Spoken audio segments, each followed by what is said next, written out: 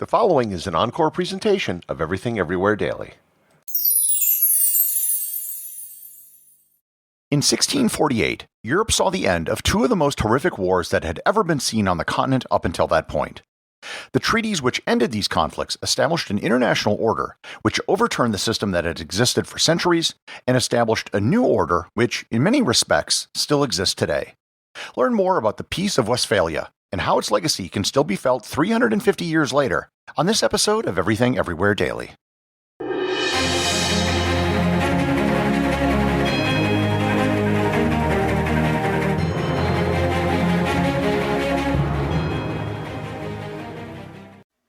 This episode is sponsored by Kachava. Hey everyone, I wanted to tell you about Kachava, my all-in-one daily super blend. If you're worried that you aren't getting all the nutrients you need or struggling to stay on top of your health, then listen up because Kachava has you covered. Kachava puts everything in your body in one glass, so you can have it all.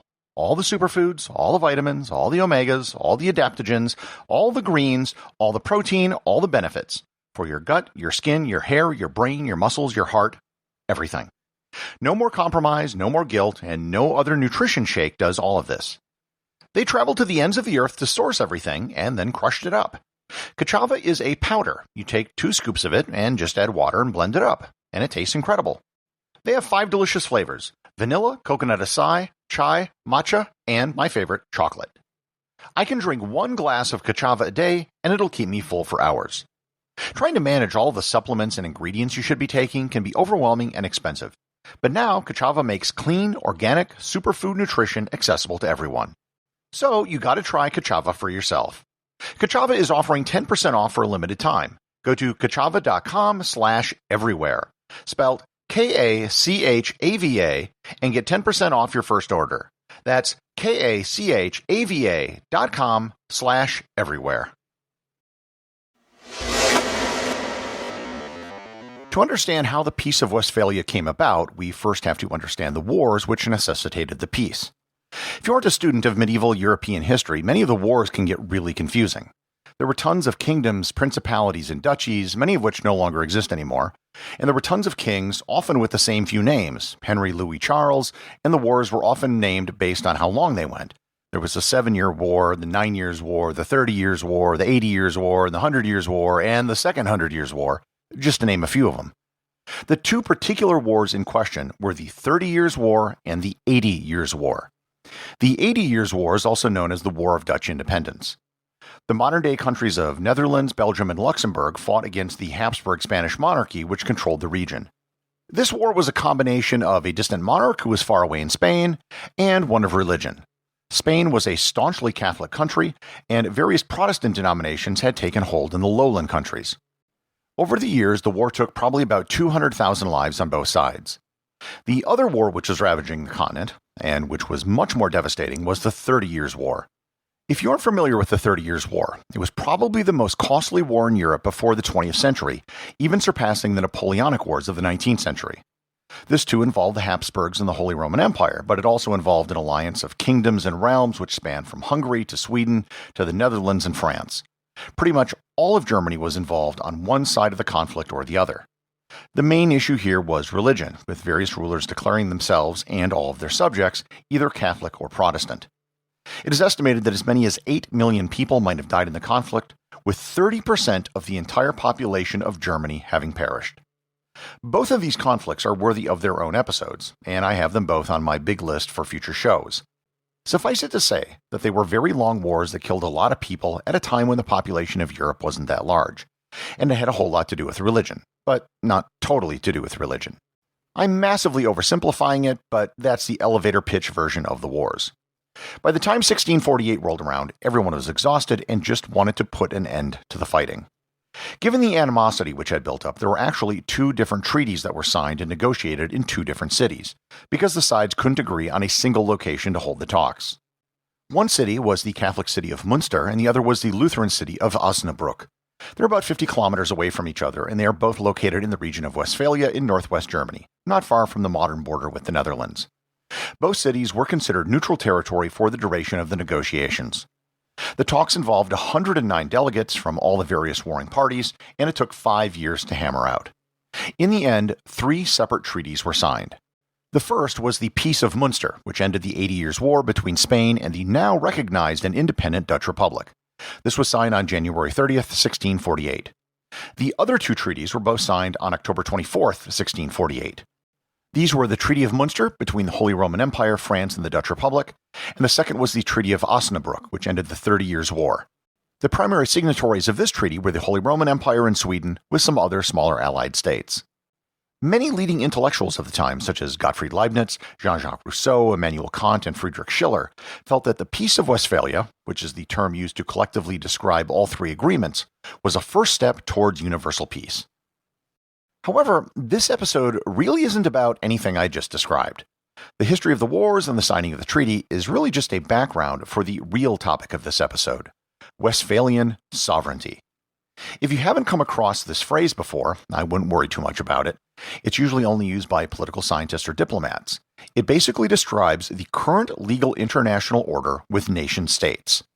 In fact, many have gone so far as to say the Peace of Westphalia basically created the modern notion of the nation-state.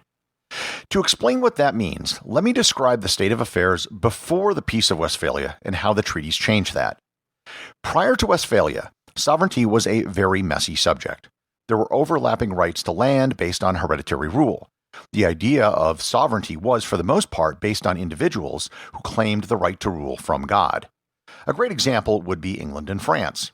England was a kingdom with a king, and France was a kingdom with a king. In a certain way, at the international level, France and England were of equal status. However, the King of England was also the Duke of Normandy, and the Duke of Normandy was also a vassal, in theory, to the King of France. So, how could the king be both an equal and yet a vassal? And there were all sorts of these conflicting claims of sovereignty and loyalty all over Europe. A lord might owe allegiance to 2 different kings, or a king may have to pay taxes to another king for some bit of land that they inherited a century ago because of some marriage.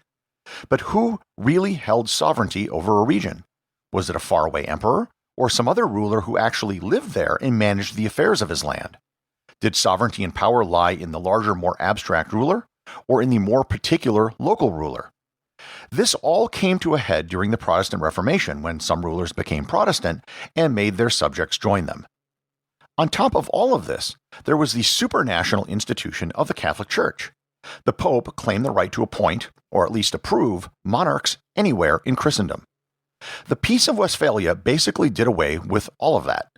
It established the idea that there are countries with borders, and how each country is run or administered within those borders is up to that country.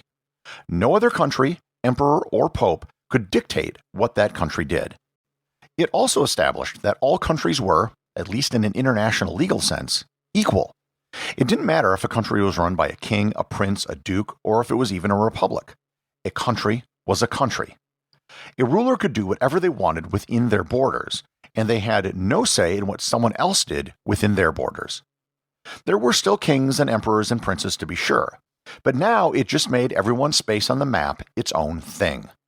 Of course, some people violently objected to the Peace of Westphalia, in particular Pope Innocent X, who issued a papal bull on the subject called Zelo Domus Dei. In it, he said it was, quote, null, void, invalid, iniquitous, unjust, damnable, reprobate, inane, empty of meaning and effect for all time. End quote. I guess he really didn't like it. Pretty much everyone in Europe just ignored the papal bull, and it marked the start of the decline of the papacy as a political force. If the idea of Westphalian sovereignty sounds like common sense, and just the way the world works, it wasn't necessarily at the time. The idea of Westphalian sovereignty wasn't created out of some philosophical treatise. It was really just a reflection of the reality on the ground. The idea of Westphalian sovereignty also isn't explicitly listed in any of the treaties, it's just the system that resulted from the Peace of Westphalia. The idea wasn't fully formed after the signing of the treaties, but it grew and evolved over time. It didn't stop countries from going to war, but it did change the nature of those conflicts and the nature of how states interacted with each other. Probably the biggest exception to Westphalian sovereignty was the colonial system, where colonies were not legally equal to their colonizing country. But even then, if you look at almost every colony which was established by a European power, the way they were administered was very different from how vassal states were run before Westphalia. colonies, whether they were British, French, Spanish, or Dutch, were all centrally administered or run by an appointed governor, and usually weren't set up with local dukes, princes, and barons. In fact, the entire history of decolonization, when looking at it through the lens of Westphalian sovereignty, was simply former colonies trying to achieve legal and diplomatic equality with their former overlords in a Westphalian framework.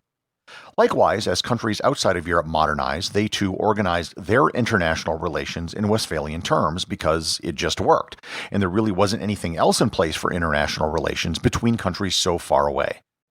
There's probably no greater expression of Westphalian sovereignty than the Charter of the United Nations, which explicitly states that all members are equal, and that, quote, nothing shall authorize the United Nations to intervene in matters which are essentially within the domestic jurisdiction of any state, unquote. Unless, of course, you're talking about the Security Council, in which case some countries are more equal than others. If you think back on the history of the world over the last 120 years, there have been many horrendous things that have happened. The biggest have almost always stemmed from some country invading some other sovereign country. Civil wars and conflicts within countries don't usually receive the same level of world attention unless some other power tries to intervene.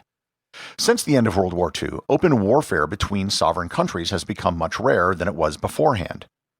Many thinkers on the subject have claimed that we've either gone past Westphalian sovereignty or that we should. To be sure, there are institutions like the UN and the International Criminal Court and other multinational organizations, but they're all voluntary. Other than trying to physically or financially coerce another country, there really isn't a whole lot that can be done. So, when you're watching the news or hear a story about relations between countries, realize that the system of international relations all stems from a system that was developed in 1648 to stop one of the worst wars in history at that time. Everything Everywhere Daily is an Airwave Media podcast. The associate producers are Thor, Thomsen, and Peter Bennett. I have some more boostograms to share with you. Remember, a boostogram is sending me Satoshis via a modern podcasting app that you can find at newpodcastapps.com. Dave Jones sent me 500 sats for my episode on the Kiel Mutiny. He wrote, I love World War I history. If you don't understand World War I, you can never understand World War II, and it's not covered nearly enough. Thank you for this episode. Well, thanks, Dave. I think, especially Americans, the First World War really gets overlooked, yet it was just as important for shaping how the 20th century unfolded as the Second World War, and as you said, there are clear lines linking the two together. New listener Dreb Scott sent me a massive 11,111 sats for my episode on Roman naming conventions. He wrote, enjoyed this. Found you from your boostogram to the Podcasting 2.0 podcast. I've subscribed and will definitely be hitting up your back catalog.